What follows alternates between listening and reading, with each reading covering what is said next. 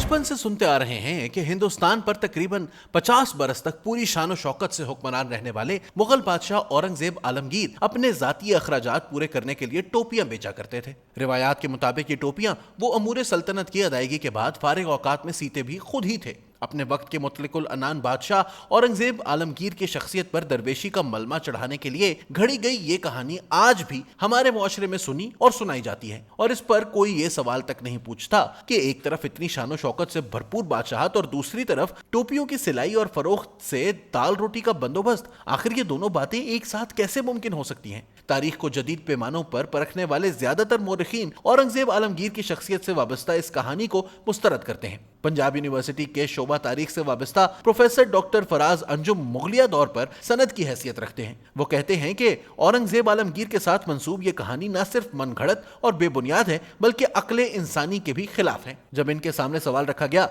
कि रिवायात के मुताबिक औरंगजेब रियासती अमूर की अंजाम दही पर शाही खजाने से खर्च करते, जबकि अपने जाती अखराजात के लिए वो टोपियों और कुरान की किताबत से हासिल होने वाली रकम इस्तेमाल करते थे, तो डॉक्टर अंजुम ने कहा कि बरे सगीर में जदीद रियासतों के कयाम से पहले शाही अदवार में हुकूमती अखराजात और हुक्मरानों के जाती अखराजात के लिए अलग अलग इंतजामात का कोई तसव्वुर मौजूद नहीं था। बादशाह वक्त शाही खजाने का मालिक समझा जाता था और वो इसमें से जैसे चाहे और जितना चाहे खर्च करता, और यही मामूल औरंगजेब आलमगीर का भी था। डॉक्टर फराज अंजुम के मुताबिक मुस्तनद तारीखी दस्तावेजात में औरंगजेब के बच्चों की शाहाना धूमधाम और कर्रोफर से शादियों का जिक्र मौजूद है। इनका कहना था कि ऐसी शाहाना तकरीबात के अखराजात उस दौर में भी कम अज कम टोपियों की सिलाई या कुरान पाक की किताबत से मिलने वाली जायज रकम से पूरे नहीं किए जा सकते थे। इसके लिए टैक्सों और अवाम के पैसे से भरने वाले शाही खजाने का बेदरेग इस्तेमाल जरूरी था, जो कि किया भी गया। डॉक्टर फराज अंजुम के मुताबिक औरंगजेब आलमगीर ने अपनी उम्र के आखिरी हिस्से में कुरान पाक की किताबत और नमाज के लिए टोपियों की सिलाई का काम जरूर किया था। ताहम इसका मकसद महज वक्त गुजारी या खुदा से कुर्बत का हुसूल था,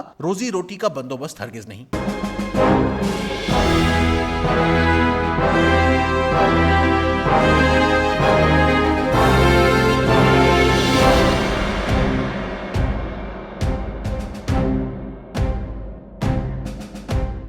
अमरीकी मौरिख ऑड्रे ट्रशके इसी नुक्ता नजर की हामिल हैं। उन्होंने अपनी किताब Aurangzeb the man and the myth पर इस बारे में सिर्फ इतना लिखा है कि औरंगजेब अपनी उम्र के आखिरी हिस्से में कुरान पाक की किताबत और इबादत के लिए मखसूस टोपियों की सिलाई जैसे नेक कामों में मसरूफ रहा करते थे। वो एक पाकीज़ा जिंदगी गुजारना चाहते थे। डॉक्टर ट्रशके के मुताबिक भी इस अमल का मकसद महज नेकी का हुसूल था, जरिया मुआश नहीं। औरंगजेब की उम्र के आखिरी दौर यानी इनके मरने से 7 साल पहले 1700 में बनाई जाने वाली एक पेंटिंग से भी औरंगजेब की फकीरी के तासुर की नफी होती है। इस पेंटिंग में वो इंतहाई शाहाना अंदाज में तमाम तर मुगलिया शानो शौकत के साथ तलाई तख्त पर बैठे हुए हैं और इनके उम्माल भी आला तरीन लिबास और जेवरात से मुज़य्यन है। मुगल दौरे हुकूमत पर एस.एम. जाफर ने अपनी शोहरा आफाक किताब the Mughal empire from Babur to Aurangzeb में औरंगजेब की शख्सियत और इसके दौरे हुकूमत पर 3 तवील अब्वाब लिखे हैं। एस.एम. जाफर के मुताबिक औरंगजेब की ताजपोशी 5 जून 1659 को पूरे शाही जाहो जलाल के साथ हुई और इस तकरीब में शाही खानदान और खास दरबारियों पर पैसा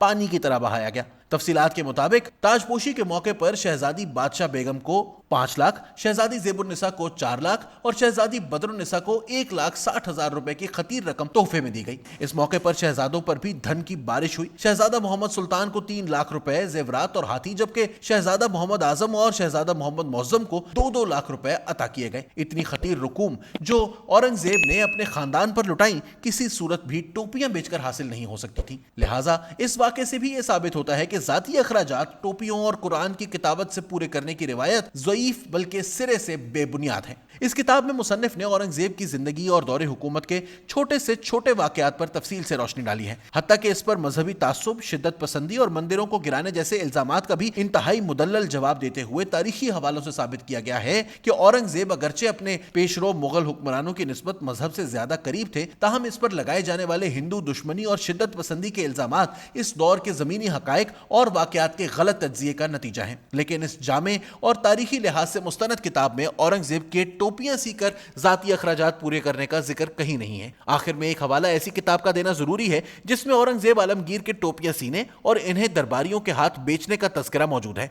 Indian travels of थेवेनॉट and Kareri नामी इस किताब के मुसन्निफ सुरेंद्र नाथ सेन हैं। इन्होंने अपनी किताब में औरंगजेब के दौर में हिंदुस्तान का दौरा करने वाले फ्रांसीसी सैयाह जॉन डी थेवेनॉट और इतालवी सैयाह जॉन फ्रांसिस कारेरी के तजुर्बात का अहाता किया है। इस किताब में सेन कारेरी के अल्फाज नकल करते हुए लिखते हैं कि औरंगजेब हर शख्स के लिए अपना रिज्क खुद कमाना जरूरी समझते थे। इसी मकसद के लिए उन्होंने खुद भी इबादत के लिए मखसूस टोपियां सीना शुरू की। वो ये टोपियां अपनी सल्तनत के गवर्नर्स को पेश करता और इस इज्जत अफजाई के जवाब में मुताल्लिका गवर्नर बादशाह को हजारों रुपए तोहफे की सूरत भिजवाते।